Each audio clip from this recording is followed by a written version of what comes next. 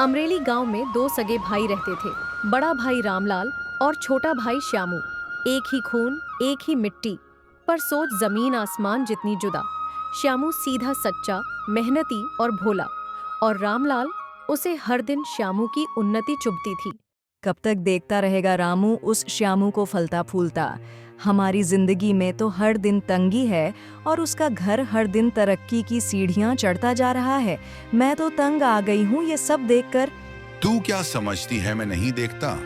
मेरा ही छोटा भाई अब मुझे आंखें दिखाने लगा है। खेत उसका लहलहाए और मेरा सूखा पड़ा रहे, ये मैं अब और बर्दाश्त नहीं करूंगा। तो फिर चुप क्यों है? कुछ कर। देख वो कैसे हंस हंस के गांव भर में बटोर रहा है इज्जत। तू बड़ा होकर भी पीछे है। तू अब कुछ नहीं कर पाएगा। अब तू मेरी बात मान, इस फसाद की जड़ को ही खत्म कर दे। उसकी फसल की बराबरी तो कभी नहीं कर पाएगा तू। एक काम कर, आज रात उसकी फसल को ही आग लगा दे। लेकिन वो मेरा छोटा भाई है, मैं कैसे उसकी हंसती खेलती जिंदगी बर्बाद कर दूं? बेचारे के सिर पर बहुत कर्ज भी तो है। अरे छोटा भाई है तो क्या, तुझसे आगे है गांव में। उसकी फसल, उसकी सब्जियां तुझसे ज्यादा बिकती हैं और वो आगे बढ़ रहा है और हम लोग वहीं के वहीं हैं। अब मैं नहीं देख सकती उसको यूं आगे बढ़ता हुआ। जैसा बोल रही हूँ कर ले, नहीं तो मैं ये घर छोड़कर चली जाऊंगी। हाँ, तू सही कह रही है। आग लगा देता हूँ फिर उसकी फसल में ही। गांव में मुझसे ज्यादा उसी की सब्जियां बिकती हैं और वो लोग इतने खुश हैं। मुझे तो कोई इज्जत भी नहीं देता। मेरे नसीब को ही सब कोसते हैं। अब बस आज ही आग लगा दूंगा उसकी फसल में। उस रात अमरेली की हवाओं में साजिश की बू थी। रामलाल की आंखों में जलन की आग थी और उसी आग से उसने श्यामू की मेहनत को राख में बदल दिया। माफ करना भाई, लेकिन तुम आगे निकल रहे हो और मैं ये नहीं देख सकता कि मेरा छोटा भाई मुझसे ज्यादा तरक्की करे।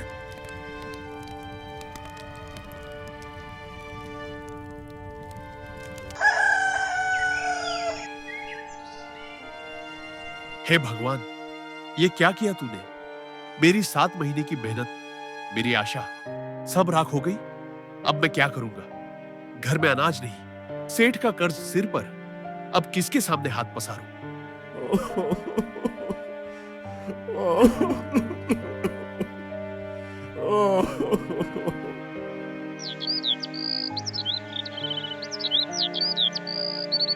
क्या हुआ?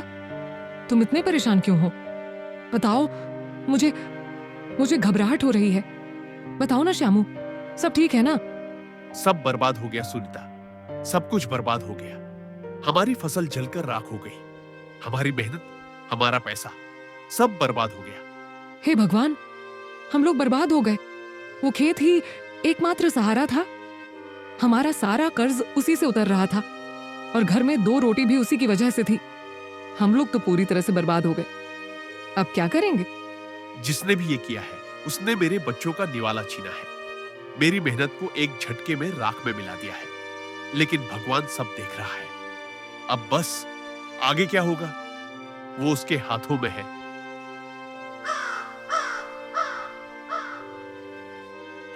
फसल जलने के बाद श्यामू और सुनीता पूरी तरह से टूट चुके थे। घर में न एक दाना अनाज बचा था, न एक पैसा। सिर पर सेठ का कर्ज था और सामने भूखे बच्चों की आंखें। सुनिए जी, भैया के पास चलते हैं ना, थोड़ी मदद मिल जाएगी। कुछ पैसे उधार दे देंगे तो हम फिर से खेती कर लेंगे और सबका कर्ज भी चुका देंगे। मुझे पूरा यकीन है वो मना नहीं करेंगे। आखिर भाई हैं आपके। हाँ सुनीता, ठीक कह रही हो तुम। भैया मदद करेंगे हमारी। चलो चलते हैं। श्यामू और सुनीता उम्मीद की आखिरी किरण लेकर रामलाल के घर पहुंचे। रामलाल दरवाजे पर खड़ा था। श्यामू ने झुकी नजरों से कहा, भैया देखो ना, खेत जलकर राख हो गए। पता नहीं किसकी नजर लग गई। सारी पूंजी उसी में लगा दी थी। सेठ का कर्ज भी है और घर में 2 रोटी भी अब उसी खेत से आती थी। कुछ पैसों की मदद कर दीजिए भैया, मैं लौट आऊंगा। भैया जी, बहुत आस लेकर आपके पास आए हैं हम लोग। मुसीबत में तो अपने ही अपनों के काम आते हैं। हमारी रोजी रोटी छिन गई है, खेत बर्बाद हो गया, घर में बच्चों को खिलाने को कुछ नहीं है। मदद कर दीजिए, हम लोग वक्त पर सारा पैसा लौटा देंगे, ये वादा है हमारा। अरे मैं तो मदद कर देता, लेकिन तुम लोग तो जानते ही हो मैं खुद तंगी में चल रहा हूं। मेरी भी कहां कोई अच्छी फसल हुई है। समझो मेरे भी वही हालात हैं। सुनीता और श्यामू निराश होकर चुपचाप वहां से लौट गए। दरवाजा बंद होते ही रामलाल ने सुशीला से कहा, जानती हो वो श्यामू आया था मदद मांगने, अब कहां गई उसकी अच्छी किस्मत। ये हुई ना बात। अब तुम सही राह पर चल रहे हो रामलाल। अब देखना गांव में तुम्हारा कितना नाम होगा। हमारी फसल खूब उगेगी और पैसे की ढेर लग जाएगी। श्यामू हमारे सफलता के रास्ते का सबसे बड़ा कांटा था, हमने उसे बता दिया, अब खाएं ठोकर। श्यामू, तुम्हारा कर्ज सिर चढ़ गया है।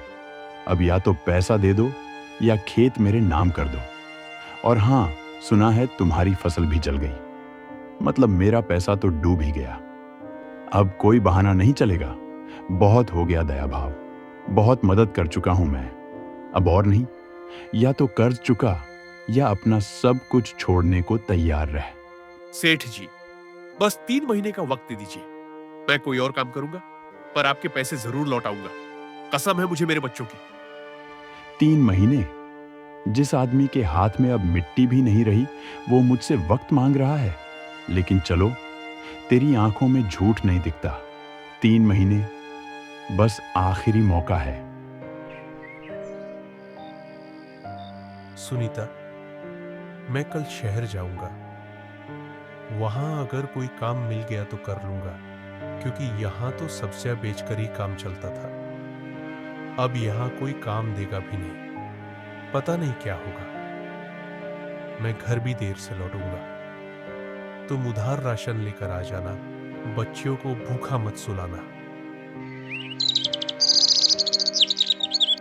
गांव से निकला एक टूटा हुआ आदमी श्यामू। जेब में पैसे नहीं, दिल में उम्मीद भी अधूरी, लेकिन हिम्मत अब भी जिंदा थी। शहर की धूल भरी सड़कों पर काम की तलाश में भटकते हुए उसकी नजर एक ईंट भट्ठे पर पड़ी। सेठ जी, काम दीजिए, मेरी पूरी फसल जलकर राख हो गई है। सर पर कर्ज है, बच्चों को खाने को कुछ नहीं है। कोई भी काम हो मैं कर लूंगा। देख, काम तो है नहीं मेरे पास, पहले ही मजदूरों की भीड़ है और इस महंगाई में सबको पगार देना मुश्किल होता जा रहा है। लेकिन हाँ, एक आदमी आज नहीं आया है। अगर तू चाहे तो उसकी जगह 800 ईंटें उठा दे, मैं तुझे 200 रुपये दे दूंगा। ठीक है साहब, ये भी चलेगा। हालात ऐसे हैं कि आज खुद को भी बेच देने को तैयार हूं। आपका धन्यवाद साहब।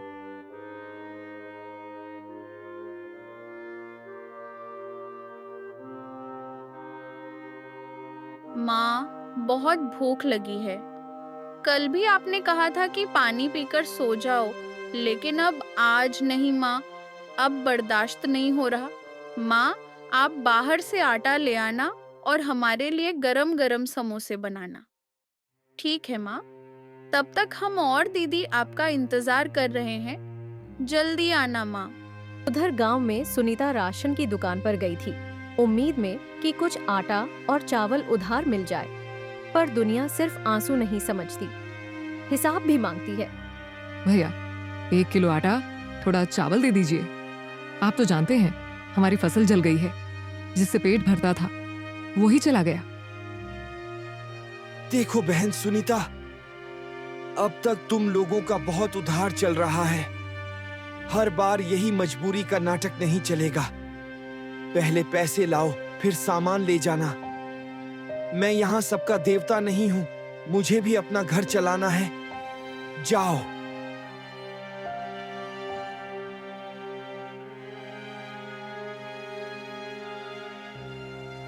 सुनीता घर पहुंची तो बच्चों को भूखा देखकर उसकी आंखों से आंसू थमने का नाम नहीं ले रहे थे। बच्चे भूख से रोते रोते सो चुके थे और एक माँ का दिल अंदर ही अंदर चीख उठा।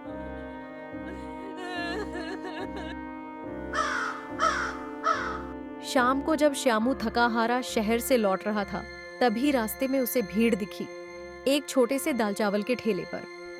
भाई साहब, ये भीड़ किस लिए लगी है? ऐसा क्या खास है यहाँ?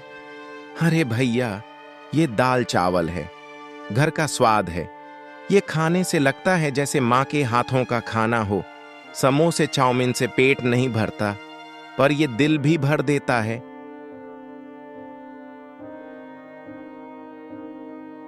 सुनीता, आज मैंने शहर में एक दाल चावल का ठेला देखा। लोग लाइन में लगकर खा रहे थे और वो खाना एकदम घर जैसा। हम भी बना सकते हैं सुनीता। हमारे हाथों में मेहनत का स्वाद है। क्यों ना हम भी ठेला लगाएं? हाँ श्यामू, तुम सही कह रहे हो। हम लोग भी चावल दाल बनाकर बेचेंगे। और तुम तो जानते ही हो, मैं कम मसालों में भी बहुत स्वादिष्ट खाना बना लेती हूँ। कम से कम 2 पैसे तो आएंगे घर में। सुनीता, आज मैंने ईंट उठाई और उसमें मुझे पूरे 200 रुपए मिले हैं। इसी 200 रुपए से ही दाल चावल खरीद कर लाते हैं और कल से ही ठेला लगाना शुरू कर देते हैं। दोनों ने बचाए हुए पैसों से थोड़ा राशन खरीदा और दाल चावल बनाकर गांव में बेचने लगे। दाल चावल पहले तो लीजिए, लोगों ने उन्हें भरपेट नजरअंदाज खाइए। किया। एकदम घर जैसा स्वाद, वो भी सिर्फ 30 रुपए में। श्यामू, हमारे पास तो कोई नहीं आ रहा है। शायद मेरा ये ठेला देखकर कोई रुक ही नहीं रहा। सब लोग तो उस बड़े ठेले की तरफ जा रहे हैं। सुनीता, कोई बात नहीं, हम हार नहीं मानेंगे। कल फिर कोशिश करेंगे। तुम निराश मत हो।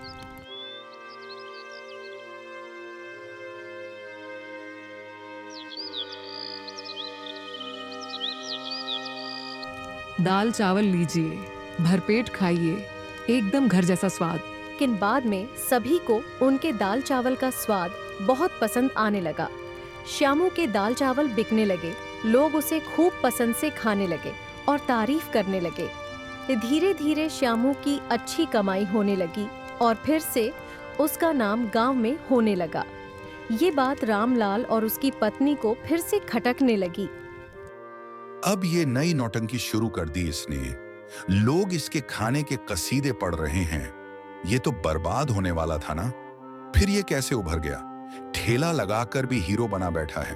हर बार गिराने की कोशिश की, लेकिन हर बार उठ खड़ा होता है, जैसे किस्मत इसकी जेब में बैठी हो। और एक हम हैं, सारी मेहनत के बाद भी कुछ हासिल नहीं। लगता है फिर एक नई चाल चलनी होगी। उसकी तो किस्मत ही बड़ी मजबूत है। जितना भी गिराने की कोशिश करो, हर बार उठ खड़ा होता है। और एक हम हैं, आज भी वही हैं जहां कल थे। नहीं रामू, इस बार मैं उस परिवार को आगे नहीं बढ़ने दूंगी। कुछ सोच रामू, कुछ बड़ा सोच। इस बार ऐसा वार कर कि वो फिर उठ ही ना पाए। इस बार जो वार होगा वो सीधा उसकी रोटी पर होगा। उसकी रोजी छिन गई तो उसकी हिम्मत भी टूट जाएगी। अब तू देखती जा सुशीला, मैं उस श्यामू का क्या हाल करता हूँ। पूरे गांव में बदनाम कर दूंगा उसे और फिर से वहीं लाकर खड़ा कर दूंगा जहां पहले किया था। सुन भाई, मेरा एक काम कर, तेरा भी फायदा होगा और मेरा भी। ये श्यामू है ना, इसके कारण तेरा खाना ज्यादा नहीं बिक रहा। इसको रास्ते से हटा दे और मैं तेरा साथ दूंगा। मैं इसकी बदनामी के लिए तुझे एक दवाई दे रहा हूं, तू चुपके से उसके दाल चावल में मिला देना। फिर देखना, तेरा खाना बिकने लगेगा और मेरा काम भी हो जाएगा। अरे, इसके दाल चावल खाने से मेरे पति की कल से तबीयत खराब है। उन्हें उल्टी रुक ही नहीं रही है। ये कैसा खाना बना रहे हो तुम लोग? बस पैसा लूट रहे हो हमसे, बेकार खाना खिलाकर।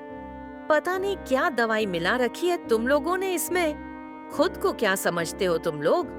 भाई लोग, इसका ठेला तोड़ो, हटाओ इन्हें यहाँ से। ऐसे जहरीले खाना बेचने वालों को सबक सिखाना पड़ेगा। मैंने कुछ नहीं मिलाया, मैं कसम खाता हूँ। ये सब मेरी नहीं, किसी और की चाल है। मैं अपनी बच्ची की कसम खाता हूँ भैया लोग, मैं ऐसा नहीं करूंगा। विश्वास कीजिए मेरा। मत तोड़िए ठेला, भगवान के लिए मत तोड़िए। भीड़ श्यामू के ठेले पर टूट पड़ती है। बर्तन फेंके जाते हैं, ठेला पलट दिया जाता है। लोग श्यामू के ठेले को तोड़ देते हैं, सारा सामान तहस नहस कर देते हैं। सुनीता रोती रह जाती है और श्यामू बस चुपचाप अपनी किस्मत समझकर सारा सामान समेटता है और वहां से लौट आता है। उसका मन, हिम्मत सब टूट चुका होता है। गांव में ठेले की बदनामी के बाद श्यामू का घर फिर से सूना हो गया। दाल चावल सड़ने लगे, चूल्हा ठंडा पड़ गया और बच्चे भूखे सोने लगे। श्यामू, लगता है हमारे परिवार पर किसी की बहुत बुरी नजर लग गई है। देखो ना, जब तक हम मुश्किल में थे किसी को फर्क नहीं पड़ा। अब जब मेहनत से कुछ करने निकले हैं तो सबको तकलीफें हो रही है। क्यों? क्या इस दुनिया में कोई किसी को ऊपर उठता देख नहीं सकता? लेकिन नहीं, अब हम पीछे नहीं हटेंगे। कल से हम शहर में दाल चावल बेचेंगे। हम मेहनत करते हैं, ईमानदारी से काम करते हैं। भगवान ने रास्ता दिखाया है तो मंजिल भी वहीं दिलाएंगे। कुछ बर्तन, मसाले, एक चूल्हा और वही पुराना ठेला, और चल पड़े शहर की ओर एक नई शुरुआत के लिए। दाल चावल गर्मा गर्म, सच्चाई और स्वाद से भरा खाना। एक बार खाइए, बार बार आइए। धीरे धीरे ठेले की खुशबू चारों तरफ फैलने लगी और मेहनत की कमाई फिर से लौटने लगी। शहर ने उसे गले लगाया, क्योंकि यहाँ नाम नहीं काम देखा जाता है। अब हमारे पास पैसे ठीक ठाक आने लगे हैं। मैं रोज 500 रुपए गुल्लक में डाल रही हूँ। 3 महीने में सेठ का कर्ज पूरा हो जाएगा और गुड़िया की फीस भी भर देंगे। हाँ सुनीता, ऐसे ही एक दिन हमारे सिर से ये मुसीबत भी टल जाएगी। अब तो शहर में कमाई भी ठीक हो रही है। बस भगवान पर भरोसा रखो, मेहनत कभी खाली नहीं जाती। उधर गांव में रामलाल की जिंदगी जैसे खुद को सजा दे रही थी। तेज बारिशों में उसकी सारी फसल बह गई, खेत की मिट्टी तक बह गई। सुशीला छत से गिरकर कोमा में चली गई और रामलाल अब टूट चुका था, न पैसा न फसल। हे भगवान, ये बारिश तो जैसे मुझसे किसी का बदला ले रही है। आज तक तो कभी ऐसी बारिश नहीं हुई जो फसल बहा दे। अभी अभी तो फसल बोई थी, बीज भी अभी मिट्टी में सही से बैठा नहीं था और तूने सब कुछ बहा दिया। भगवान, उधर सुशीला को अस्पताल से निकाल दिया। कह दिया पहले पैसा जमा करो। अब क्या करूं? कुछ समझ नहीं आ रहा, बहुत टेंशन हो रहा है। मैं तो बर्बाद हो गया। वो सड़क पर गिर पड़ा, बेहोश। कोई नहीं आया उसे उठाने, कोई नहीं था जो उसे जानता भी। पर कहते हैं ना, खून का रिश्ता चाहे जितना भी उलझे, दिल की आवाज कभी झूठ नहीं बोलती। किसी ने शहर में श्यामू को बताया कि उसका भाई रामलाल गांव में सड़क पर गिरा पड़ा है, गंभीर हालत में। अरे ओ श्यामू, तेरा भाई वहाँ खेत में गिरा पड़ा है, कोई उठाने वाला नहीं है। और तेरी भाभी छत से गिरकर कोमा में चली गई है। कब से पड़ी है? तेरा भाई जा, नहीं तो वैसे ही पड़ा रहेगा। भैया, क्या हालत बना ली है अपनी। हम लोग हैं ना आपके साथ, सब ठीक हो जाएगा, आप चिंता मत कीजिए। जो पैसे मैंने कर्ज चुकाने और गुड़िया की फीस भरने के लिए जमा किए थे, उन्हीं पैसों से भाभी का इलाज करवा दो। अब इंसान की जान ज्यादा जरूरी है। पैसे तो फिर आ जाएंगे, लेकिन अगर इंसान ही न रहा तो क्या कर लेंगे उन पैसों का? आप परेशान मत होइए, मैं हूं ना। आपको और भाभी को कुछ नहीं होने दूंगा। अपनी सारी कमाई लगा दूंगा, लेकिन आप दोनों को फिर से स्वस्थ कर दूंगा। ये मेरा वादा है। माफ कर दे भाई, मुझे मेरे कर्मों का फल मिला है। मैंने जैसे तेरे साथ किया तूने तो नहीं, लेकिन भगवान ने उसका बदला लिया। अब ईमानदारी से 2 रोटी खाऊंगा, लेकिन कभी किसी का बुरा नहीं करूंगा। श्यामू, सुनीता, माफ कर दो मुझे। मैंने तुम दोनों को बहुत तिराने की कोशिश की, हर मोड़ पर अड़चन डाली, गिराने की सोची, लेकिन तुम्हारी हिम्मत और भगवान पर तुम्हारा विश्वास, उसने तुम्हें गिरने नहीं दिया। और मैं आज अपने ही कर्मों की सजा भोग रही हूँ। जिस रास्ते पर चली वहाँ अब सिर्फ पछतावा बचा है। मैं पापिन बन गई और आज जो भुगत रही हूँ वो उसी का नतीजा है।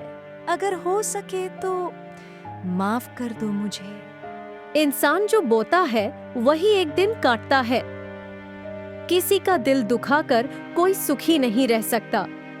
समय भले ही चुप हो, पर समय सबका हिसाब बराबर करता है। यही है कर्मों का फल।